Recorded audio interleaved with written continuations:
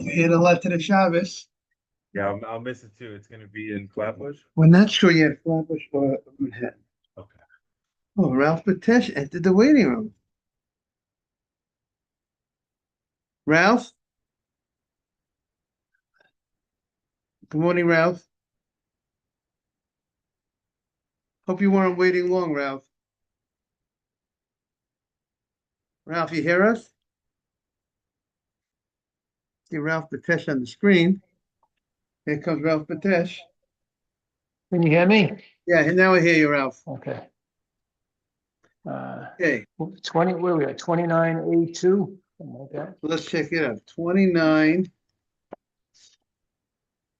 B, I think it's B2, maybe 3. Okay. Ready 29, no, 29A, I'm sorry, 29A3. The right top right column, 28.3, Rav Hamnuna Amma. Hamnuna says the following. We're going back to our Mishnah. Hamnuna is commenting on our Mishnah. When the Mishnah says there's an argument in our Mishnah whether this garment, Tilat HaBeged, the garment that was folded over and made into a wick, but you didn't singe the wick, the Gemara Mishnah said there's an argument whether it receives contamination or not.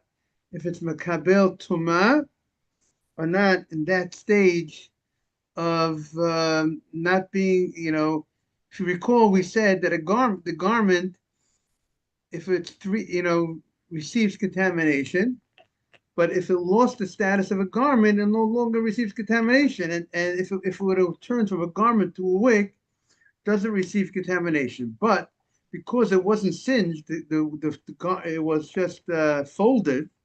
But the last step of making a wick in a very significant way is by singeing it. And since you didn't singe it, we said that there is a question whether did it lose its status just being folded, or since you could unfold it and go back to the status of the garment, so maybe it didn't lose its status and still regarded as a garment and still can receive contamination, right? That's how we explain one approach in explaining the Mishnah. Now, the Gemara has a different, Hamnuna has a different understanding and what the machloket is. What's the argument here? So he says, we're talking about hacha b'pachot mishlosha shlosha skina. We're talking about a garment which is less than 3 tvachim by 3 tvachim. That means we're talking about a garment that's 3 fingers, over 3 fingers by 3 fingers. As we've stated, if a garment is less than 3 fingers by 3 fingers, it's not a garment, it's garbage. Right? People throw a piece of material that's very small into the garbage, and if it's garbage, it cannot receive contamination.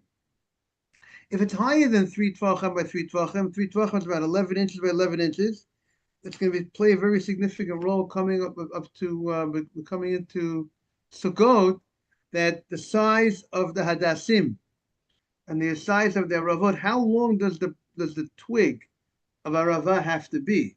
How long does the twig of hadassim have to be? It has to be minimum of 11 inches by 11 inches, which is not 11 by 11, 11 inches, not 11 by 11 inches, 11 inches, not by 11 inches. But how long is it? 11 inches. That's 3 tvachim. The lulav we'll see it's about 4 tvachim, like about 16 inches or so. Whatever that the amount is, but the length. By the way, some people have to be careful when they cut those willows, those aravot, right at them. They got to be careful not to cut it too short. Willows grow very long. They're very long, but if you cut them too short, then they're not kosher for Sukkot. So there's a size for just like on Shabbat, when you have to eat a certain amount of bread, a challah, or during the weekdays to say Birkat HaMazon, you have to eat a slice of bread, an ounce of bread, a certain size for you in order to eat, in order to say Birkat HaMazon. Like we said, before you drink or eat, any amount of eating or drinking requires a bracha before you eat or drink. Then when you're dealing with after you eat or drink, then it depends how much you ate, how much you drank. Right? Those are Sana halachas. Correct, Ralph? You know, if a lady takes a little bite nibble of the hamotzi, she can't say Birkat Hamazon, but just take a little bite of hamotzi. She has to have a kazayit. She has to have an ounce, whatever, 28 something grams, right? Whatever it is, in order to say Birkat Hamazon, and that 28 grams of should be eaten within a certain span of time, like around 7 minutes or so. Not that you, over an hour it took her to eat that one slice of bread, right? And that's why we don't say a burn of.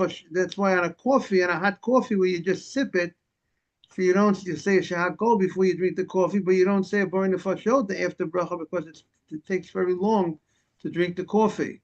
Usually you say burn of fashota after you drink a liquor. When you're drinking it, in a normal way where you just drink 3 ounces in a short amount of time. To say the bracha achrona for liquid, you need a minimum of 3 ounces to say the bracha achrona. So going back, just a little practical, but here the Gemara is saying we're talking about a garment that it's a wool or linen garment, because we know only a wool or linen garment that's, let's say, 3 fingers by more than 3 fingers by 3 fingers, but it is less than 3 tvachim by 3 tvachim. It's less than 11 inches by 11 inches. If it would be 11 inches by 11 inches, it will receive contamination. If it's less than 3 fingers by 3 fingers, it will not receive contamination. But here, the only, but here we're talking about something that's between 3 fingers and 3 fingers and 3 tvachim and 3 tvachim. Okay, it's between that, over 3 fingers by 3 fingers, less than 3 tvachim by 3 tvachim, less than 11 inches by 11 inches. And now we're in this area. We have stated earlier that when it comes to wool and linen, it doesn't have to have 11 inches by 11 inches of garment, of material to be received contamination. It can be 3 fingers by 3 fingers. But this material might be different. What's the issue here? Because here we're talking, why, Rabbi, if it's 3 fingers by 3 fingers, wool or linen, it should receive contamination. It should still have the ability to receive contamination from a dead mouse or dead body or whatever it might be. Is it clear so far? So the Gemara says, the issue is it's less than 11 inches by 11 inches, and mikule matloniyot shanukan. The Mishnah is talking about that we're talking about types of materials, that are designated that you're using for non-important type of activities. We'll talk about type of activities that are not such important type of materials. We'll call it low use, not such important type of use, which takes away where the garment loses its status for contamination if it's being used for low type of use, not important type of use. So they explain over here. Hamnuna understands that the dispute in our Mishnah regarding this garment, whether it receives contamination, is discussing a garment that the owner designated for a low type of use, and not such an important type of use. And that action removes it from being a garment.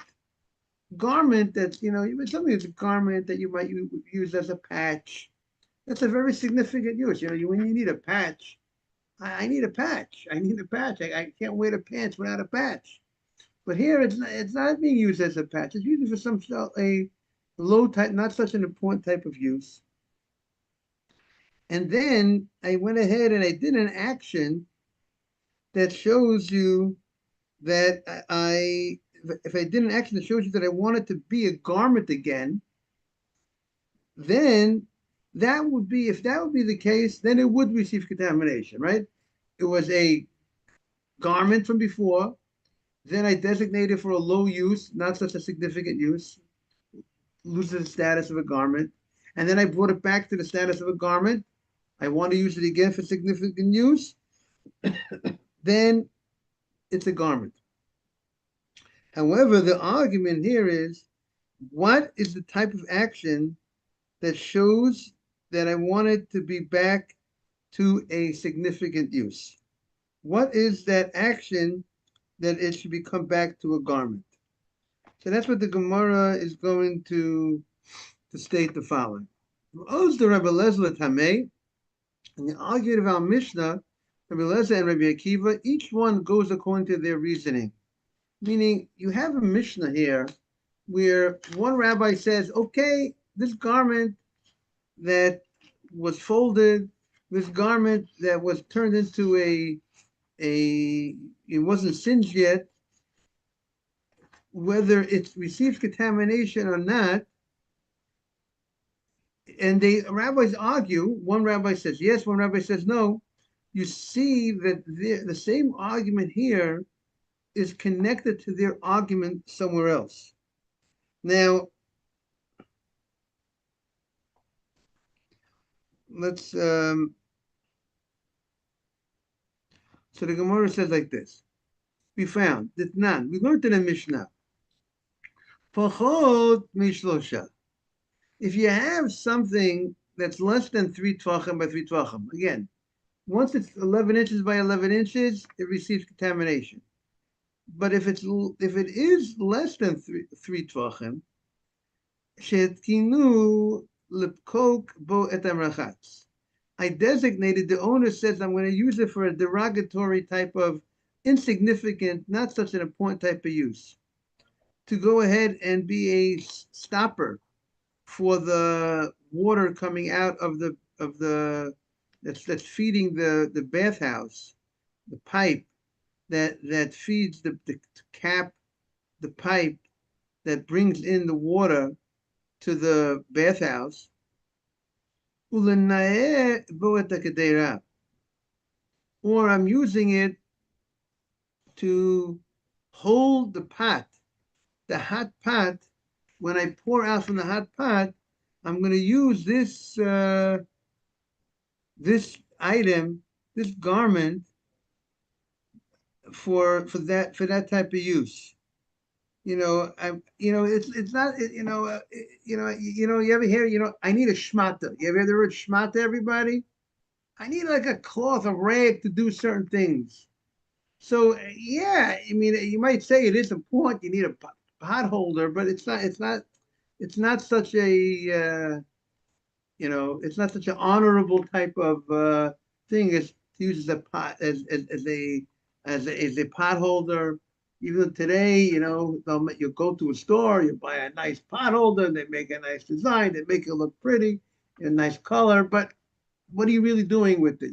You're holding the pot, or what do a stopper.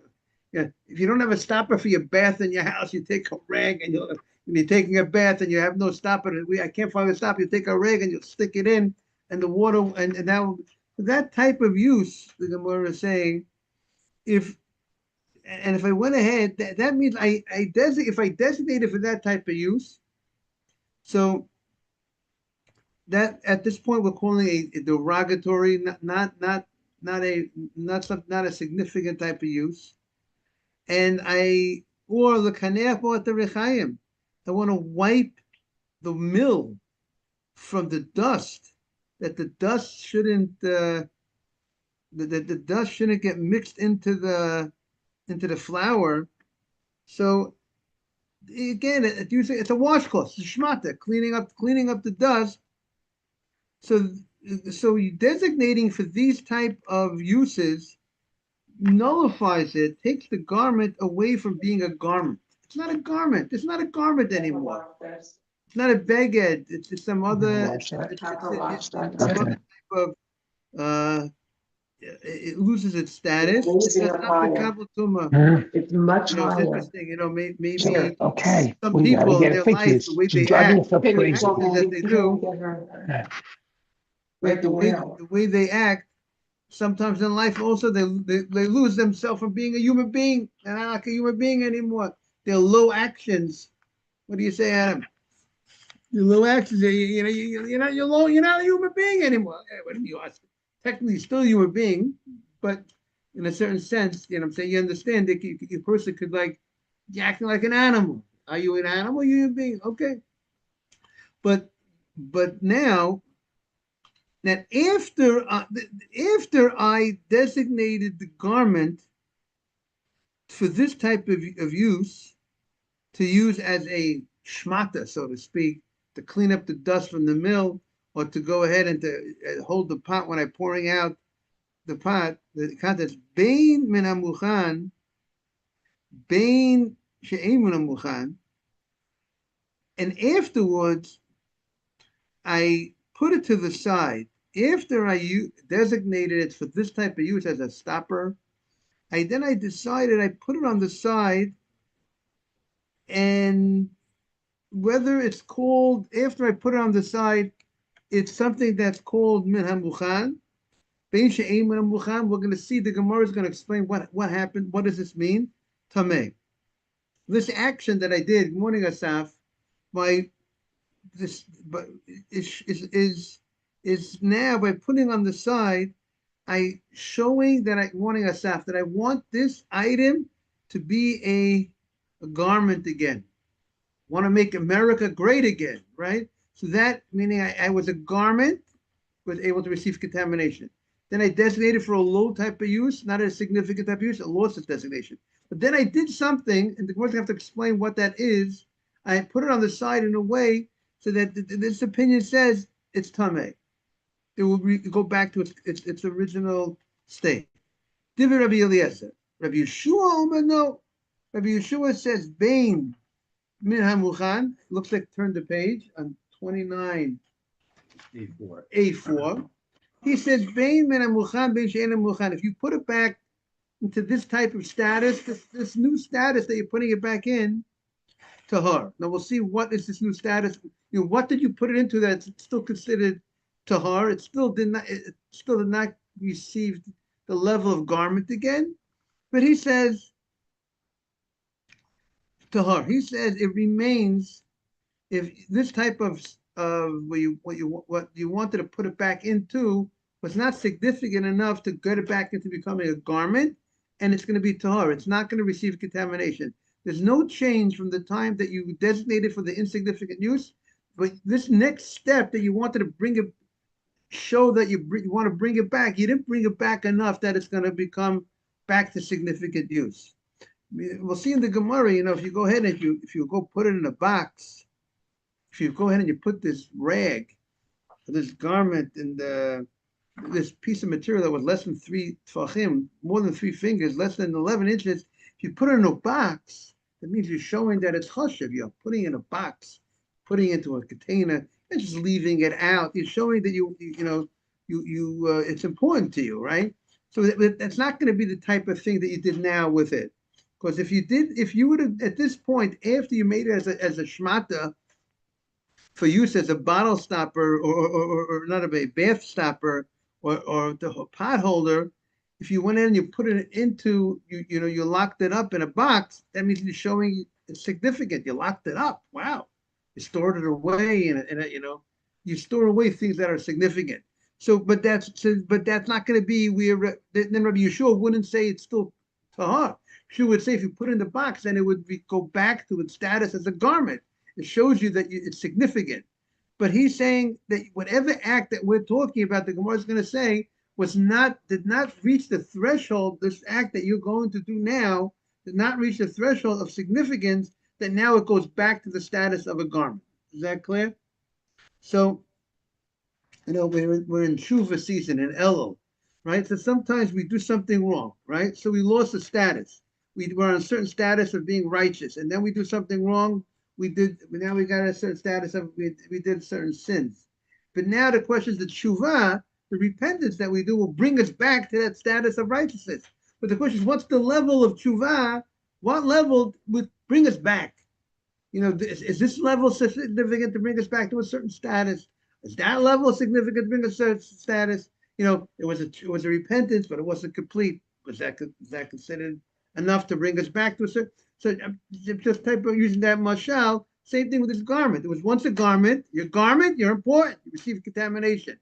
If it's then you're no longer a garment because you're designated for insignificant use. You don't receive contamination. But now you did something else after that to bring it Now I want to use it for, I want to show that I have to do something to bring it back a certain level that will bring it back to a garment.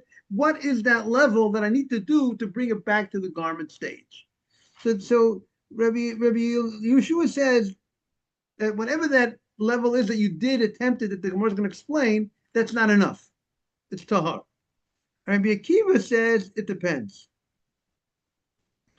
Minamuchan, if you put it back in a way that it looks like it's prepared for use, then it's tamei.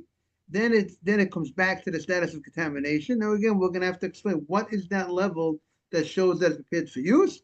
Shalom and amuchan. But if you did not put it in a way that is considered for use, then if it's not considered for use, then it's not significant. It's not going to contaminate. It's not going to receive contamination. Tahar.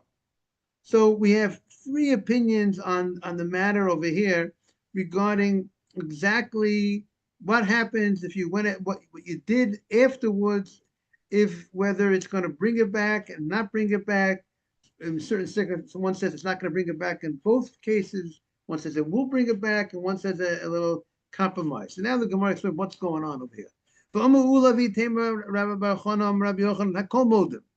Everybody agrees, the three rabbis that are in dispute regarding this garment, that if you zoko ba'ashba, if after you designated for one of these low type of actions, I wanted to use it as a cleaning the mill, and after you designated for the use of cleaning of the mill, I designated as a shmata, cleaning the mill, or closing the bathhouse to pipe the water that's going into the bathhouse, or shaking it to hold the pot when I shake out the contents. If I threw it into the garbage dump, garbage area, Divya called tahar. Everybody agrees. Once I took that rag and I put it by the garbage dump, even though I had designated as a shmata to use, right? We use shmatas around the house, right? We have that cloth, that old cloth or whatever. But I took that cloth and I put it by the garbage area. They would keep garbage, which probably would stay for a long time. There weren't sanitation trucks coming every day to pick up the garbage.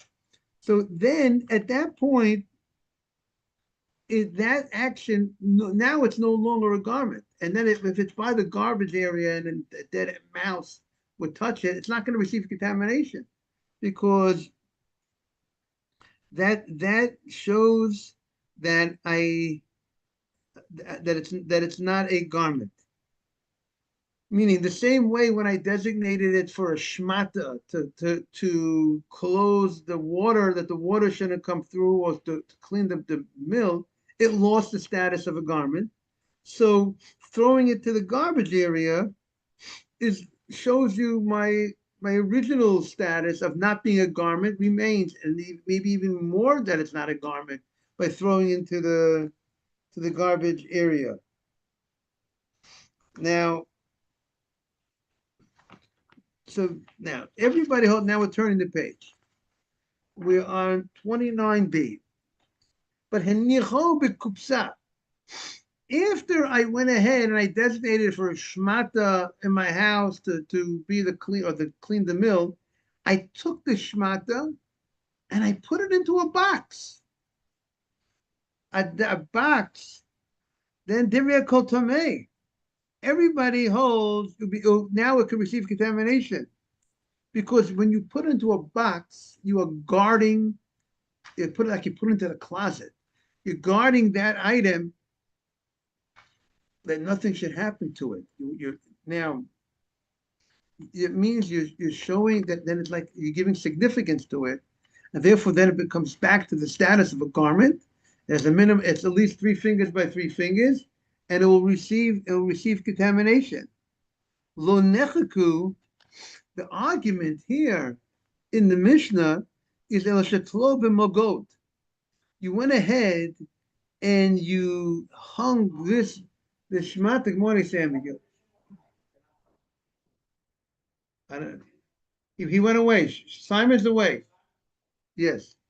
You put the garment, this shmata, so to speak, this cloth, this little piece, on. You hung it. You didn't put it in a box.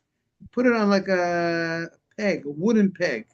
You put it on that wooden peg. That's where you hung it up. Or you put it in back of the door. So these actions is not a clear. It's not clear that it's like a garment if I hung it up on the wall. Now it's not in the garbage dump, so it's not like I'm clearly it's over. That I don't want it to be a garment. I hung it up. So in between, and now there's two cases the Gemara says of the hanging up. One you put on a wooden peg, and one case you put in the back of the door. So hanging on the wooden peg is considered, Rashi says, more. It shows you more an interest in it than putting in back of the door. Seems like in back of the door was not as doesn't show as in the wooden peg. It's more. It's more prepared for your use, and the Gemara is going to explain that Rabbi Eliezer Sava, Rabbi Eliezer holds. Listen, if you didn't you didn't throw into the garbage, Taitu aleh. That means you want to use it, and the fact that you want to use it, it becomes like a garment, and that's what when he says bein min hamuchan is whether you put it into a. Okay, they're starting. We'll continue tomorrow. Have a great day, everybody. Not a simple Gemara, everybody, but we're getting there. We're getting there. Almost up to the next mission, everybody. Have a great day. Take care, Ralph. You too, Rabbi.